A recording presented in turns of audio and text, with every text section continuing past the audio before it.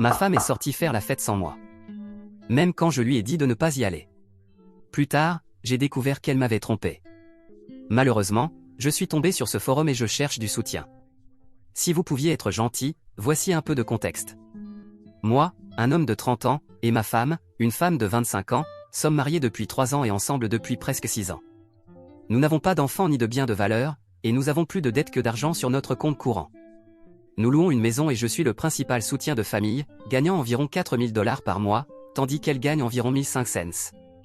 Je travaille dur pour lui offrir la vie à laquelle elle est habituée, et maintenant je fais face à l'impensable. Mon environnement de travail est assez soudé. Un collègue de travail depuis presque 3 ans m'a invité à rejoindre une ligue de football récréatif, dans laquelle je joue depuis 2 ans. Ma femme assistait à tous mes matchs, ce que je pensais être un signe de soutien pour moi, mais au fond de moi, je pensais qu'elle y allait juste pour l'alcool qui accompagnait. La plupart des soirs où j'avais des matchs, je buvais très peu, mais elle, en tant que spectatrice, se laissait souvent aller pendant les matchs et rentrait souvent à la maison avec moi en étant assez ivre.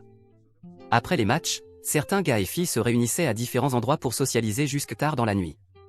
Parfois, nous revenions chez moi ou nous allions dans un bar, une pizzeria, etc. Eh bien, il y a quelques semaines, un groupe d'entre eux allait se réunir chez un des gars, dans une ville éloignée de la mienne.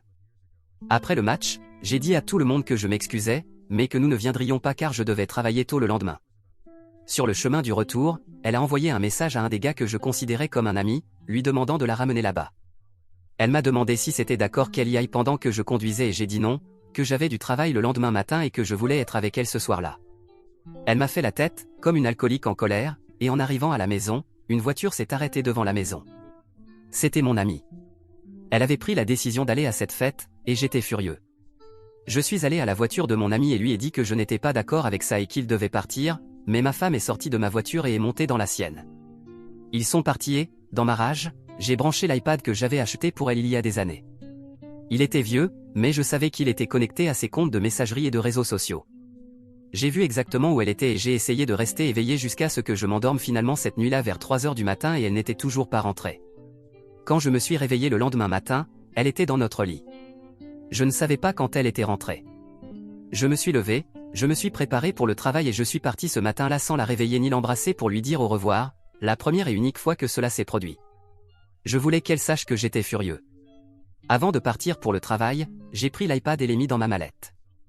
Je suis arrivé au travail ce jour-là et, après une réunion et quelques appels, j'ai sorti l'iPad et l'ai vu s'allumer avec une notification d'une application de messagerie, Buddy est en train d'écrire. J'ai ouvert l'application et j'ai vu un échange horrible de messages qui était censé se détruire automatiquement, mais cette version de l'application devait être obsolète, car j'ai pu assister en temps réel à leur conversation rappelant la nuit précédente, où Buddy faisait des références à leurs ébats amoureux et à d'autres gars qui s'étaient amusés la nuit dernière. J'ai failli perdre le contrôle, mais ensuite c'est devenu pire. J'ai vu ma femme demander à Buddy de lui envoyer une vidéo de lui se masturbant, ce qu'il a fait, et j'ai malheureusement assisté à cela. Je suis sorti de mon bureau et suis allé aux toilettes pour vomir abondamment. Je tremblais à cause de ce que je venais de voir et j'ai obtenu la permission de quitter le travail pour la journée. Après plusieurs heures à essayer de me calmer, j'avais vraiment peur de blesser quelqu'un ou moi-même. J'ai conduit jusqu'à chez moi et je l'ai trouvé encore endormi dans le lit. J'ai posé mes affaires et lui ai demandé de descendre. Je me suis assis en face d'elle et lui ai demandé de me raconter en détail tout ce qui s'était passé la nuit précédente, ce qu'elle a fait, mais elle a omis toute situation sexuelle, mentionnant seulement boire, jouer au billard et discuter, c'est tout. Puis je lui ai demandé quand elle avait parlé à Buddy pour la dernière fois. Elle a dit qu'elle avait échangé quelques messages avec lui ce matin-là, mais rien de particulier. Alors j'ai lâché la bombe, ton histoire changerait-elle si tu savais que j'ai regardé toute la conversation que tu as eue avec lui ce matin? Elle a éclaté en sanglots et la première chose qu'elle a dite a été, tu vas me quitter? Elle a avoué et m'a dit qu'elle ne se souvenait pas très bien, mais qu'elle avait couché avec Buddy et un autre coéquipier la nuit précédente, et c'est tout ce dont elle se souvenait. Cela aurait pu être avec d'autres gars, mais elle ne se souvenait pas. J'étais dégoûté. Je lui ai demandé si c'était la première fois et, étonnamment, elle m'a dit qu'il y avait eu d'autres fois, même une fois dans ma maison pendant que je dormais à l'étage. C'était tout. J'étais tellement engourdi par tout cela. Je l'ai aidée à faire ses bagages et elle est partie pour rester avec sa famille, me suppliant de ne le dire à personne. J'étais seul dans mon histoire d'horreur et maintenant je suis à 2 semaines du jour J sans savoir quoi faire. J'espère vraiment ne pas remporter le prix de la pire journée J, mais il est difficile de penser à quelque chose de pire que de surprendre votre femme dans une situation de gangbang avec des gars que vous avez accueillis dans votre vie et de découvrir que cela dure depuis des mois avec au moins un des gars. Maintenant, elle veut tout mettre sur le dos de l'alcool et jure qu'elle va commencer à fréquenter les AA et veut maintenant suivre une thérapie de couple. Elle veut que nous sortions ensemble de cette situation. Je pense que c'est un peu trop tard, mais je suis un idiot et je ressens toute la gamme des émotions de pitié, y compris la culpabilité. Je ne sais pas pourquoi. J'ai une réunion avec un avocat demain. J'aime penser que je prends la bonne décision, peu importe à quel point elle est brisée par son alcoolisme et qu'elle veut vraiment arranger les choses. Je ne peux même pas lui parler sans l'imaginer être la viande au milieu d'un sandwich de crétin.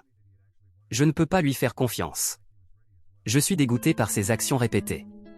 Je mérite beaucoup mieux que cela, et je ne suis pas parfait, mais pourquoi diable me sens-je si coupable? Il n'y a pas de réconciliation possible, n'est-ce pas? Je ne suis pas le méchant, n'est-ce pas? Tout soutien ou conseil serait très apprécié. Je me sens idiot en écrivant tout cela et en le voyant si clairement, mais il n'est pas facile d'arrêter de se soucier de la personne qui vous a complètement pris au dépourvu. S'il vous plaît, soyez gentil avec moi. Mise à jour 1. J'apprécie vraiment tous les conseils, les préoccupations et la positivité que vous m'avez envoyés. J'ai réalisé que cela fait presque un mois depuis que j'ai posté sur mon expérience et de nombreuses personnes se sont gentiment approchées pour savoir comment je vais. Malheureusement, cette situation est passée d'horrible à incroyablement maléfique. Il n'y a pas de mots pour le décrire de manière adéquate. Je m'excuse d'avance pour ce que je sais être une longue mise à jour, mais c'est la seule façon de donner une image complète de la destruction que je ressens vraiment. Quelques jours après le post initial, j'ai suivi vos conseils et pris quelques rendez-vous avec des avocats et une dame de préparation de documents légaux pour garder mes options ouvertes. Ma femme n'était pas au courant de ces réunions. Nous avons passé quelques jours après le post sans contact direct, mais elle était insistante sur le fait que cette fois, elle ferait vraiment un effort pour nous faire consulter un thérapeute de couple, quelque chose que j'avais insisté depuis des mois avant le jour J, pour voir s'il y avait un moyen de travailler sur cela. Mais je savais dans mon cœur quelle serait inévitablement ma décision. Elle avait réussi à nous inscrire chez un thérapeute, mais cela prendrait environ une semaine et demie avant que nous puissions avoir une séance. Pendant ce temps, je la surveillais littéralement à chaque mouvement via ce maudit iPad. J'étais obsédé par ça, regardant chaque message entrer et sortir, vérifiant Facebook, Snapchat, tout ce que je pouvais. Après une semaine et demie de scrutation intense, je n'avais vraiment plus de preuves et je pensais que peut-être elle montrait un vrai remords. Quand il a enfin été temps de voir le thérapeute, il nous a fait asseoir et nous a demandé pourquoi nous étions là. J'ai demandé à ma femme de raconter l'histoire avec ses propres mots. Elle a omis quelques détails, mais la plupart étaient là sur la table. Le thérapeute s'est tourné vers moi après avoir tout entendu et m'a demandé « Comment cela vous fait-il sentir par rapport à votre confiance en elle? Comment cela vous fait-il sentir par rapport à votre mariage ?» J'ai simplement secoué la tête, incrédule, choqué, et au lieu de répondre à sa question, j'ai dit « Si je ne le dis pas à voix haute maintenant, j'ai peur de ne jamais le faire. Il n'y a pas de retour en arrière pour moi. Ce mariage est brisé. Les vœux ont été rompus, ma confiance est en miettes, et je pense que la seule chose à faire est de divorcer. » Mon estomac se retournait et elle éclata en sanglots hystériques. J'ai continué, je ne sais pas ce qui peut être sauvé de cette relation, mais le mariage est terminé. Je pensais ce que j'ai dit à l'hôtel et je ne suis pas fidèle à moi-même si je ne reconnais pas que c'est brisé et irréparable. À ce moment-là, j'ai ressenti un léger soulagement d'avoir dit cela à voix haute, devant elle et une partie neutre, que c'était fini. Le reste de la séance avec le thérapeute a été passé à lui expliquer pourquoi mes sentiments et ma décision étaient complètement rationnels, compte tenu de la situation, et à la calmer. À mon avis, cela n'aurait pas pu mieux se passer. Il a insisté pour nous voir, non pas en tant que couple, mais séparément, pour voir s'il pouvait nous aider en tant qu'individu d'abord et peut-être, à l'horizon, peut-être des années plus tard, nous réunir pour discuter d'une réconciliation. Je vais le dire tout de suite pour que vous n'ayez pas à vous inquiéter, à ce stade, je n'ai même pas la moindre intention de considérer une réconciliation, mais au moins pour l'instant, la thérapie individuelle pourrait vraiment me faire du bien. Avant de continuer, je savais à ce stade que j'étais sur le point de m'embarquer dans une aventure juridique qui, si elle n'était pas amicale, pourrait être terriblement laide et financièrement dévastatrice pour moi, le principal soutien de famille dans un état sans faute. J'ai rédigé tout ce processus juridique, mais je vais omettre les détails jusqu'à ce que les choses soient verrouillées. Trop risqué de poster en ligne pour le moment. Le point principal du processus juridique est que je dois garder les choses amicales pour l'instant. Avançons d'environ une semaine et demie. À ce stade, nous avons tous les deux eu au moins une séance de thérapie individuelle et sa version des faits à toute sa famille et que nous mettons fin au mariage en raison de la rupture des vœux, mais que nous essayons tous les deux de nous guérir pour l'instant. Elle est toujours chez sa famille et je continue mon obsession de surveiller chaque mouvement numérique pour tout signe qu'elle continuait ses habitudes répugnantes.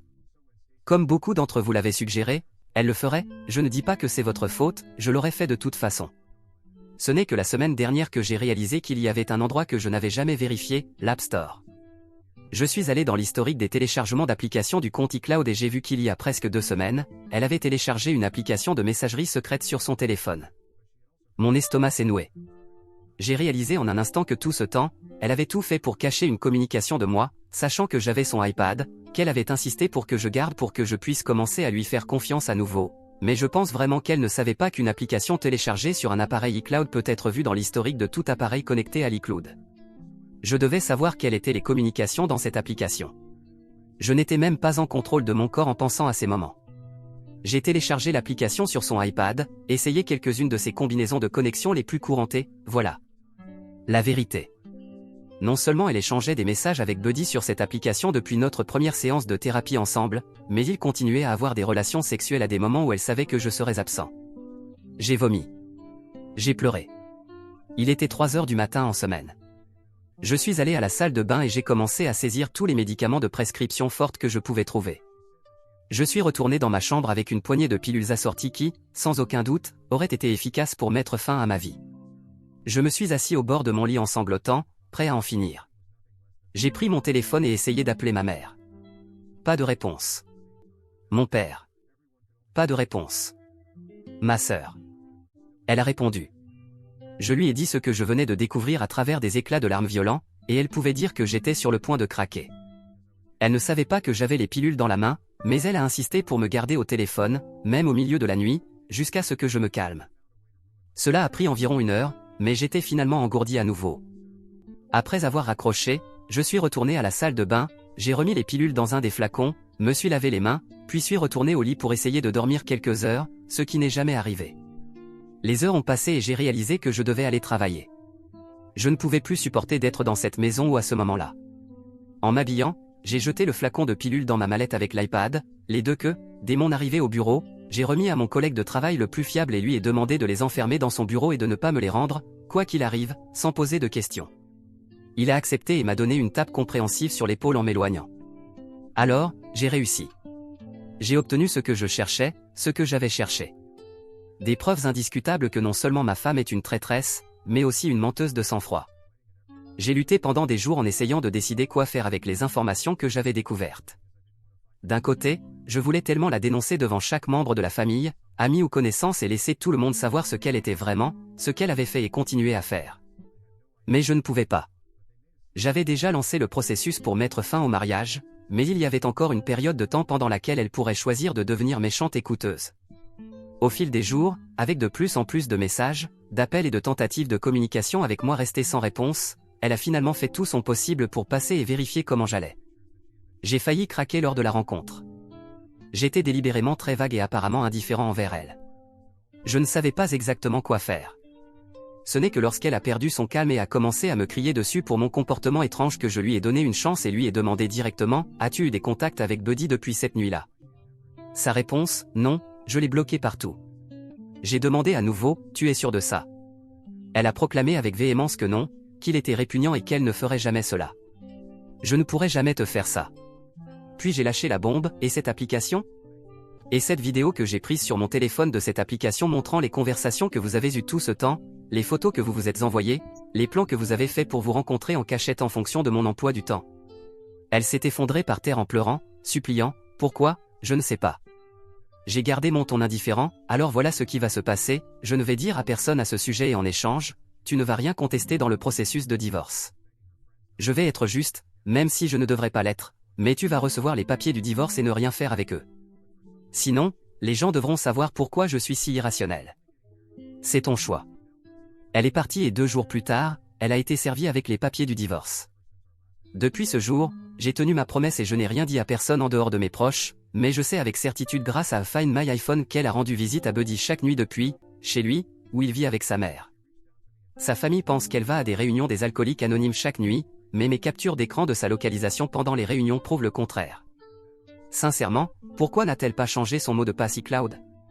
Je ne sais pas pourquoi je continue à accumuler des preuves, mais je le fais. En ce moment, je lutte avec l'anxiété en attendant que le temps passe jusqu'à ce que son droit de me contester devant le tribunal soit passé, tout en sachant que sa famille pense qu'elle est sur la bonne voie alors qu'il ne pourrait pas être plus éloigné de la vérité. En fait, elle ment à chacun d'eux. Ce qui me fait le plus mal en ce moment, c'est l'injustice de tout cela. Elle peut être entourée de gens, de sa famille, et agir comme si tout allait bien chaque jour, puis aller voir Buddy chaque nuit, puis rentrer discrètement chez elle au milieu de la nuit pour maintenir les apparences. Pendant ce temps, je vais travailler chaque jour, je rentre chez moi dans une maison vide et mentalement hantée, et je vis comment c'est vraiment d'être seul dans tous les sens du terme. J'ai dépassé les sentiments de vouloir me faire du mal, mais ce sont quand même des jours sombres. Je prends toute heure par heure, jour après jour, jusqu'à ce que vienne le jour où je saurai que je pourrai sortir de cet enfer sans que mes finances ne soient détruites et que je pourrai la laisser complètement derrière moi. Je ne sais pas ce que je ferai à partir de là. J'essaie juste de survivre jusqu'à ce moment. Merci à tous d'avoir lu et pour votre soutien, vos conseils, votre sagesse et le courage que vous m'avez donné, mon seul exutoire dans un moment où je me sens complètement exclu du monde. Peut-être que je ne vous connais pas du tout, mais je vous fais plus confiance qu'à ma femme, sans l'ombre d'un doute. Merci. Mise à jour 2. Ceci est mon 3e post ici, j'espère, le dernier. La quantité incroyable de soutien que j'ai reçu et les conseils qui m'ont été donnés ici m'ont aidé à traverser les jours les plus sombres de ma vie. J'ai attendu jusqu'à maintenant pour revenir car enfin, mon divorce est officiel. Plus besoin de se cacher. Après avoir attendu les 6 mois et un jour incroyablement long de période de réflexion pour voir si ma femme allait engager un avocat à mon insu, c'est fait. Je n'ai plus aucun contact avec elle et je me sens enfin capable de commencer à aller de l'avant dans ma vie. Beaucoup d'entre vous ont suivi mes 2 posts initiaux juste après le jour J, aussi insensés et grotesques qu'ils étaient, et j'aurais dû savoir que le reste de la période de réflexion serait tout aussi fou, donc je pensais partager une mise à jour sur ce qui s'est passé depuis mon dernier post. Le dernier post que j'ai partagé date de 6 semaines après le jour J, et ce que je n'ai pas dit dans ce post, c'est que j'avais déjà déposé mes papiers au comté pour commencer le processus de divorce. J'ai suivi les conseils de nombreux réditeurs bienveillants qui ont suggéré que je lui rende l'iPad et coupe tout lien avec les appareils ou comptes qui me permettraient de m'obséder sur ce qu'elle faisait et avec qui. Je savais assez. Je savais ce que je voulais, sortir. Mon approche du processus de divorce a peut-être été plus douloureuse émotionnellement à long terme, mais elle n'a pas eu autant d'impact financier à long terme, et tout semblait logique en temps réel alors que cela se déroulait à un rythme agonisant. Après avoir accepté que cette femme ne pourrait jamais être de nouveau digne de confiance dans ma vie, je savais que je devais m'en débarrasser, mais je ne voulais pas lui payer une pension alimentaire de 2000 $ par mois pendant la moitié de la durée du mariage. Nous n'avions même pas d'enfants ensemble, pour l'amour de Dieu, comme mon état m'aurait obligé à faire, car c'est un état de divorce sans faute et j'étais le principal soutien de famille. Il n'y avait aucun moyen de lui payer un centime pour ce qu'elle m'avait fait. Alors, je me suis mis en colère, j'y ai réfléchi et j'ai élaboré un plan pour sortir de ce mariage et m'éloigner d'elle aussi rapidement et complètement que possible. Avec le recul, je ne suis pas fier des tactiques que j'ai utilisées pour gérer mon divorce, mais elles ont fonctionné à la fin, même si je pense que mon intégrité ou ma moralité a pu en prendre un coup. Une question de point de vue, je suppose. De mon point de vue de la faute et de la responsabilité, mes actions étaient des collines par rapport aux montagnes de méfiance, de douleur et d'angoisse qu'elle m'a causées. Vers la même période de mon dernier poste, j'avais déjà les papiers du divorce prêts et soumis au comté, mais j'attendais leur confirmation. J'ai caché cela à ma femme, qui vivait toujours chez sa famille. Elle n'était jamais la bienvenue pour rester chez moi depuis que je l'avais fait partir. J'avais organisé quelques fois pour que nous nous rencontrions et parlions. Je voulais la convaincre que, d'une manière ou d'une autre, je voulais encore essayer de trouver un moyen de sauver la relation. Complètement faux, mais dans toutes nos discussions, j'ai clairement indiqué que, dans mon esprit, notre mariage, ce mariage, était terminé. Les vœux avaient été rompus, et si nous voulions vraiment recommencer, nous devions mutuellement mettre fin à ce mariage, puis recommencer à sortir ensemble, à nous courtiser et à trouver notre chemin vers une nouvelle relation plus forte. Cela me donne littéralement envie de vomir en écrivant tout cela. Je ne peux toujours pas croire qu'elle a cru cela. En fait, j'allais faire tout ce qui était en mon pouvoir pour que ce soit aussi facile et indolore que possible pour elle, accélérer le processus et le maintenir à l'écart du public, juste pour passer cette phase et pouvoir nous concentrer sur la suivante ensemble. Un exemple parfait de cela était la façon dont je lui ai fait signer les papiers. Nous avions un ami commun qui est venu chez moi, la maison où nous vivions ensemble, et a joué le rôle de médiateur dans la remise, la signature des documents et la conversation. Elle a signé les papiers dont elle avait besoin, a scellé ces documents dans l'enveloppe dans laquelle ils étaient venus sans même les feuilleter. Je doute qu'elle ait jamais vraiment creusé dans les détails de ces formulaires légaux ennuyeux, parce que j'avais pas un tableau très joli complètement exempt de toute pension alimentaire au-delà de la répartition de ce qui était dans notre compte à l'époque. C'était le plus gros problème que je voulais éviter, payer une pension alimentaire. Au cours des premiers mois, j'ai essayé de jouer la carte du besoin de temps pour réfléchir assez fort pour éviter de la voir, mais je l'ai rencontrée environ 2 fois par mois pour dîner ou nous rencontrer dans un endroit public pour discuter et faire semblant de m'en soucier. Ces rencontres étaient toujours dans des lieux publics pour qu'elle ne puisse jamais dire que j'ai essayé de faire quelque chose contre elle. J'ai maintenu les apparences, je l'ai menée par le bout du nez. je lui ai fait sentir que je travaillais vraiment sur mes émotions, que j'acceptais ce qui s'était passé et que je cherchais la capacité de pardonner pour que nous puissions nous réconcilier, alors que je n'avais absolument aucune intention de le faire. En la trompant ainsi, j'ai pu la retirer de mes comptes bancaires avec son aide réelle, la retirer du bail et même déménager toutes ses affaires de notre maison vers un garde-meubles, parce qu'après tout cela, je l'avais convaincue que nous trouverions un nouvel endroit ensemble et que sortir ses affaires de la maison la rendrait beaucoup moins hantée pour moi pendant que je guérissais. Lui mentir et la maintenir dans cet état de soumission et de coopération a rendu toutes les tâches de séparation incroyablement faciles, et elle pensait qu'elle faisait la bonne chose pour nous. Cette stratégie m'a permis de passer environ 4 des 6 mois dont j'avais besoin pour atteindre la lumière au bout du tunnel. Ce n'est qu'au début du mois 4 que j'ai reçu un message texte d'un membre de sa famille chez qui elle vivait, demandant si nous travaillions toujours sur notre relation. Ce membre de la famille connaissait Buddy et la vérité de l'histoire, mais pour maintenir ma façade de réconciliation, j'ai répondu par oui. Pourquoi, et j'ai reçu en retour une photo de ma femme et Buddy dînant dans un restaurant dans une ville voisine, avec un message de suivi disant « Cela se passe en ce moment ». Il se trouve que ce membre de la famille se réunissait avec des collègues après le travail et les a vus ensemble. C'est à ce moment-là que j'ai vraiment foiré en laissant mes émotions prendre le dessus. J'ai envoyé un message à ma femme à ce moment-là et lui ai demandé si elle pouvait parler au téléphone, et elle a répondu avec un mensonge disant qu'elle était en réunion AA et qu'elle pouvait m'appeler dès qu'elle sortirait. C'est alors que j'ai répondu « Je ne savais pas qu'il tenait des réunions AA au nom du restaurant et que Buddy est maintenant ton parrain ». Cela a attiré son attention. Elle m'a appelé immédiatement et a commencé à crier, m'accusant de la traquer. J'ai répondu avec quelques mots choisis que les modérateurs ne permettraient probablement pas ici, en gros lui disant ce que je pensais, l'appelant par quelques noms et reconnaissant que je n'avais absolument aucun intérêt à lui parler à nouveau. Ainsi, les 2 derniers mois du divorce ont abouti à ce qu'elle soit en relation avec Buddy, d'abord en privé, mais finalement de manière publique. Je les avais tous deux bloqués sur tous les réseaux sociaux, mais à travers divers amis, les informations se sont écoulées, des questions ont surgi et de plus en plus de personnes ont commencé à me contacter pour savoir ce qui se passait. Apparemment, ma femme devenait de plus en plus audacieuse et publiait des mises à jour de statuts et des photos des 2 ensemble. Si quelqu'un me contactait pour demander, je leur disais autant qu'ils voulaient savoir. Les amitiés et relations que je valorisais vraiment et que je voulais sauver, je devais les mettre de mon côté.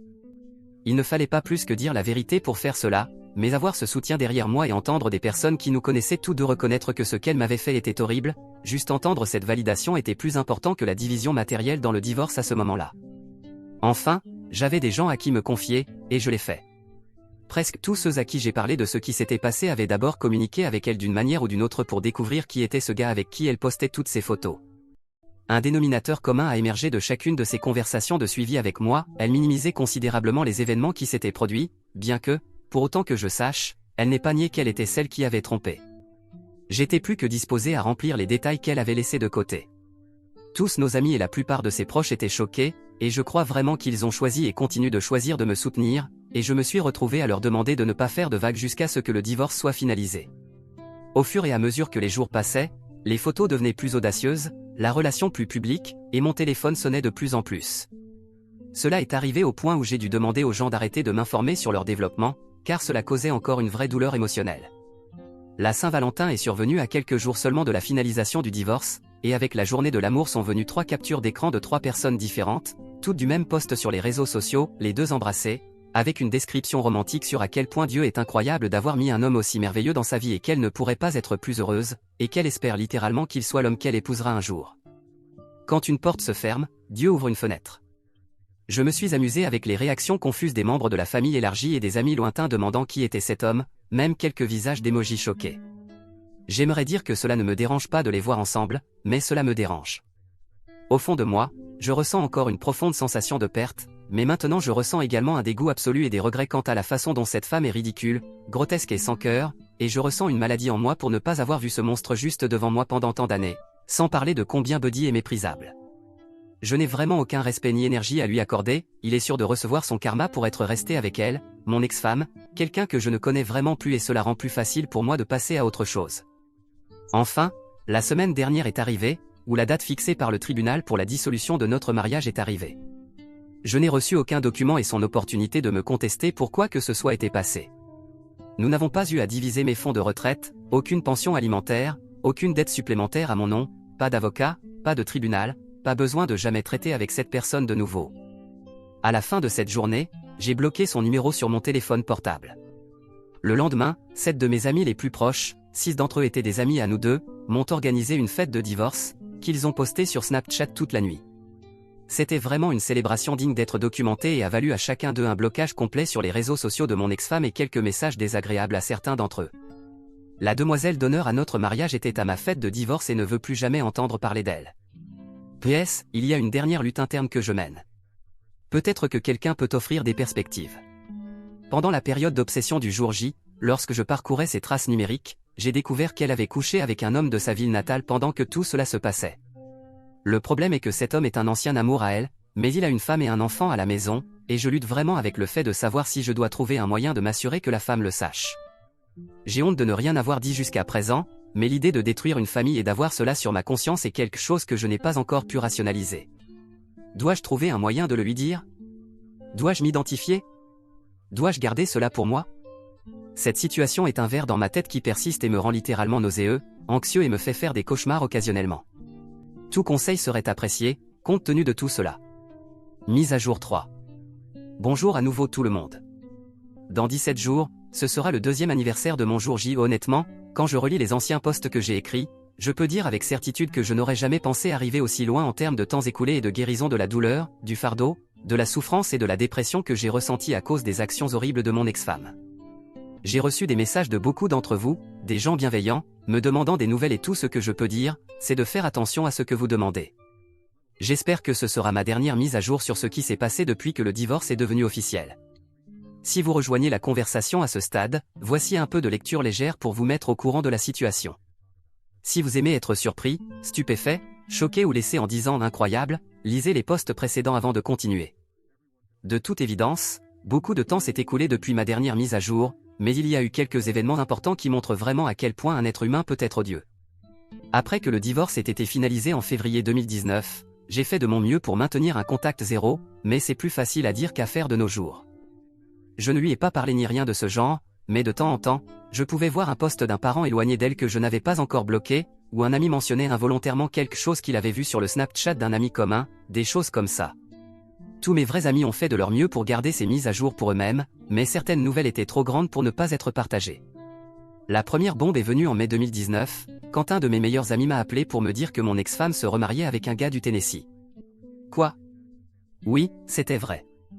Le mari de mon ami n'avait pas encore bloqué mon ex-femme sur Facebook et avait réussi à prendre des captures d'écran des événements qui s'étaient déroulés avant la grande nouvelle.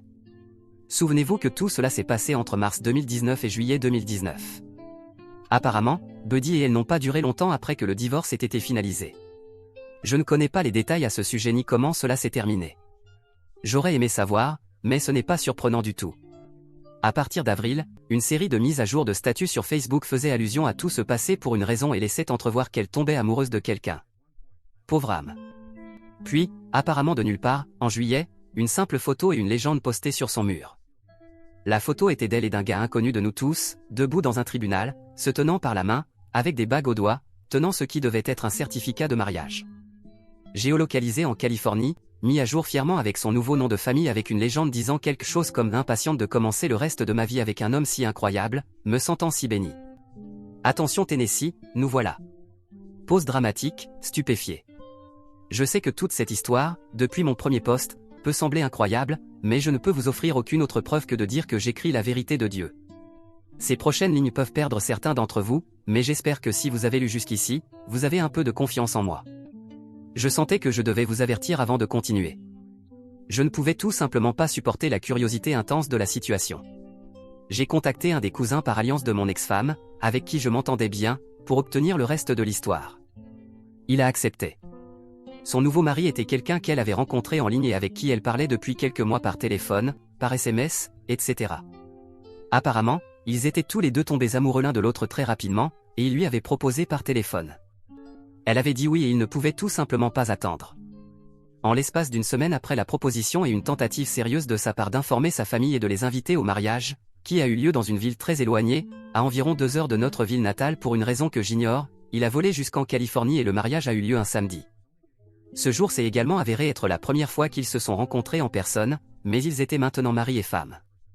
Le coup de grâce, selon le cousin, est qu'aucune personne de sa famille n'a assisté au mariage au tribunal, que ce soit par manque de temps pour planifier ou par manque de respect pour y assister.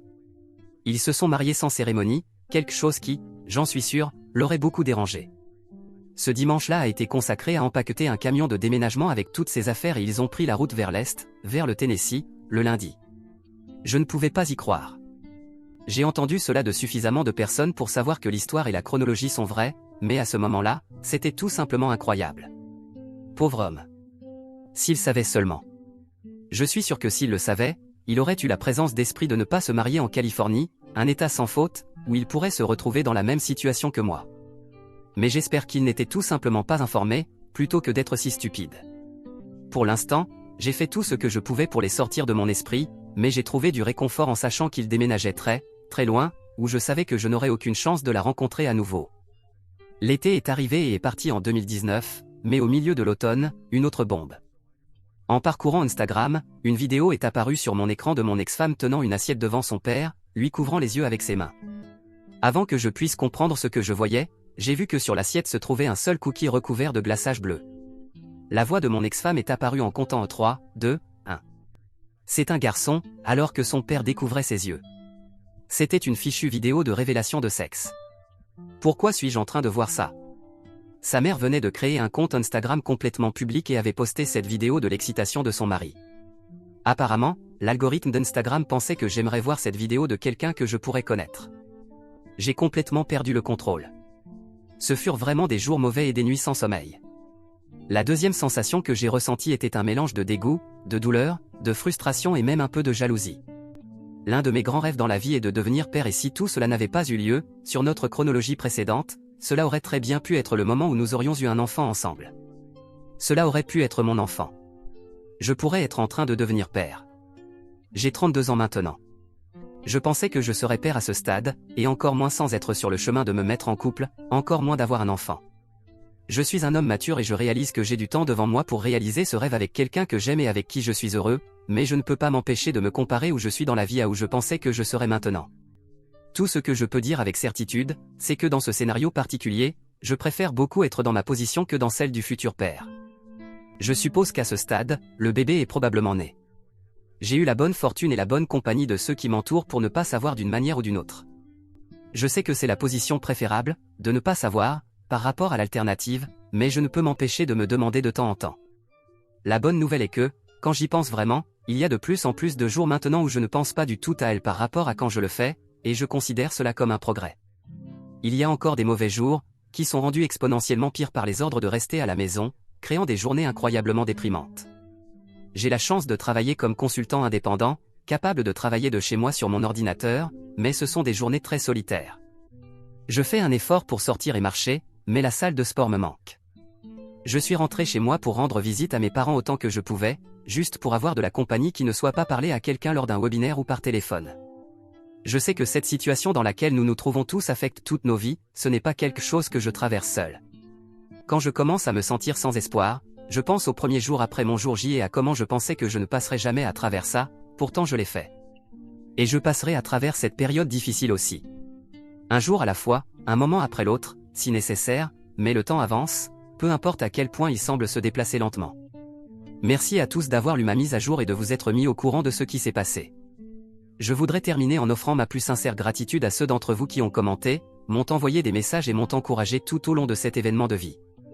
Je peux dire sans l'ombre d'un doute que c'était la force de cette communauté qui m'a sauvé, m'a encouragé et m'a donné une autre chance de vivre une vie heureuse après avoir évité une existence misérable. Merci. Voici pour encore 2 années de survie et de prospérité. Mise à jour 4. Cela fait maintenant 3 ans depuis le jour J et plus d'1 an depuis mon dernier poste. Cette dernière année a été la première où j'ai enfin pu me concentrer sur moi-même. Je n'ai pas de nouvelles sur ma femme ou sa situation, car j'ai complètement coupé le contact avec toute sa famille sur toutes les formes de communication.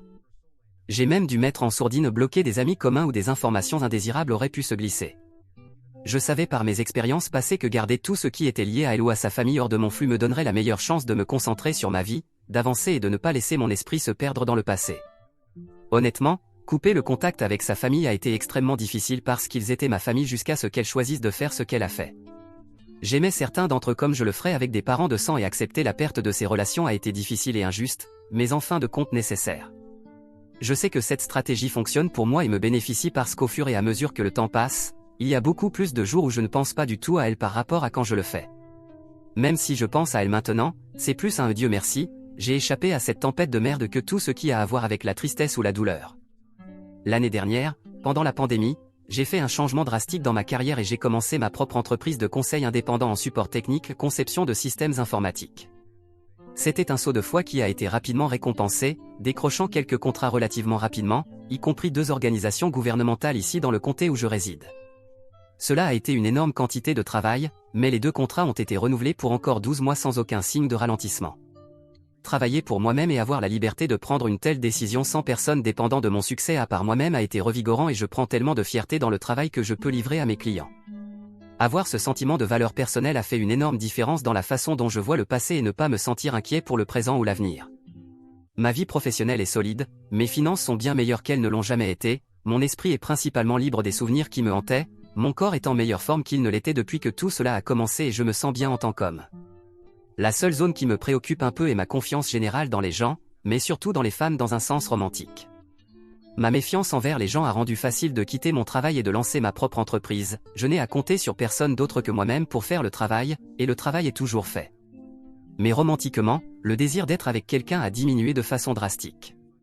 Je suis bien seul et dans ma brève exploration des rencontres en ligne, j'ai réalisé que, pour la plupart, ce n'était rien de plus qu'un marécage de personnes brisées. Je suis arrivé à cette conclusion après 3 à 4 rendez-vous qui se sont avérés être des expériences extrêmement décevantes avec des femmes qui ne cherchaient pas vraiment quelque chose de substantiel, comme leur profil vous ferait croire, mais plutôt des femmes en manque d'attention qui voulaient l'attention indivise des hommes avec qui elles parlaient se rencontraient. Je ne crois pas qu'une seule de ces dates que j'ai eues il y a environ un an parlait seulement à moi à ce moment-là, ce qui m'a fait sentir que je condamnais leur jeu. J'en ai eu assez pour une vie entière. Je ne veux pas paraître comme si je manquais de respect à une femme ou que j'avais pris une pilule rouge ou que je suivais mon propre chemin. Il y a une grande partie de moi qui aspire à cette connexion et à cette intimité, et je désire partager ma vie avec quelqu'un. Cependant, juste parce que je me sens ainsi ne signifie pas que je vais laisser n'importe qui entrer dans ma vie juste pour ne pas être seul. Je suis prêt à être patient, à faire le travail que je dois faire pour continuer à mettre ma vie sur la meilleure voie possible et à garder mes yeux, mes oreilles et mon cœur ouverts à l'idée que je peux aimer à nouveau un jour. J'ai ce dialogue interne agaçant qui apparaît dans ma tête plus que je ne le voudrais, me rappelant que j'ai 34 ans et que je devrais avoir une femme et des enfants maintenant et vivre une vie heureuse comme tous mes autres amis qui paient des hypothèques, font des voyages, adorent leurs enfants et vivent leur meilleure vie, apparemment. Qu'est-ce que j'ai? De l'argent à la banque. Cela vous fait-il vous sentir mieux dans votre vie? C'est quelque chose sur quoi je dois évidemment continuer à travailler, mais je sais que me tenir à une sorte de chronologie théorique dans ma tête n'est pas ce dont j'ai besoin en réalité. Pour l'instant, je suis reconnaissant d'avoir la vie que je mène. Je suis béni au-delà de toute croyance pour ne pas vivre une version différente de ma vie avec mon ex-femme toujours attachée à moi, et j'espère que si je continue à me mettre en premier et à tirer le meilleur parti de mes jours, peu importe ce qui se passe, je pourrai regarder en arrière et dire que je suis fier de qui je suis et que j'ai tiré le meilleur parti d'avoir reçu une mauvaise main au départ. Merci à tous pour votre temps, vos conseils, votre soutien et vos mots de sagesse. Je n'aurais pas pu y arriver sans vous.